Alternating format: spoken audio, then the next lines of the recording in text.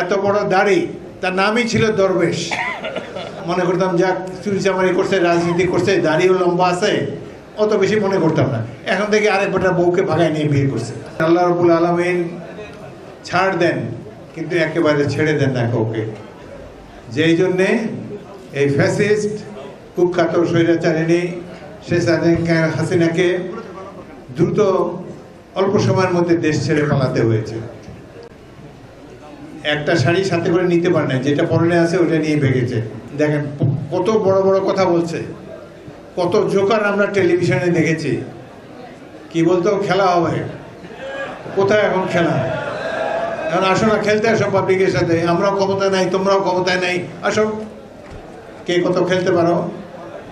এই ধরনের দুর্বৃত্তরা শেখ হাসিনার সহযোগিতায় বাংলাদেশের রাষ্ট্র ক্ষমতায় এসে গিয়েছিল। এমপি পদটা একটু সম্মানজনক পদ ছিল। এমপি যারা হতো তাদের একটা মানদণ্ড ছিল, সৎ, নিরহংকার, ভদ্রলোক, সকল মানুষের দ্বার তার জন্য উন্মুক্ত থাকবে।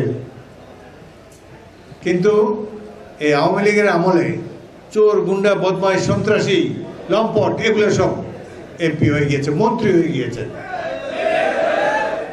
লক্ষ লক্ষ কোটি কোটি টাকা বিদেশে পাচার করেছে। দুদিন আগে টেলিভিশনে দেখলাম একটা ইউনিয়ন পরিষদ চেয়ারম্যান, তার 1500 কোটি টাকা। 1500 কোটি টাকা গুনতে দিলে আমরা সবাই মিলে গুনলেও এক সপ্তাহ লাগবে। ও কেমনে কেমনে ইউনিয়ন পরিষদ চেয়ারম্যান এই 1500 কোটি টাকা বানায় বলছে। শেখ হাসিনা, রেহানা আর তার এই যে ছেলে মেয়ে, এগুলা সব দুর্বৃত্তের দল, হাজার হাজার কোটি টাকা লুটপাট করেছে। এবং আমরা বললে তো বলবে যে বিএনপি বলছে, কিন্তু জাতিসংঘ নিরপেক্ষ প্রতিষ্ঠান, সকল রাষ্ট্রের মুরব্বী, তারা বলেছে যে যত হত্যাকাণ্ড বাংলাদেশে ঘটেছে, রাজনৈতিক হত্যাকাণ্ড, সবগুলার নির্দেশদাতা ছিলেন শেখ হাসিনা। এই ধরনের লোকরা দেশের প্রধানমন্ত্রী, মন্ত্রী হয়েছে। এত বড় দাড়ি, তার নামই ছিল দরবেশ।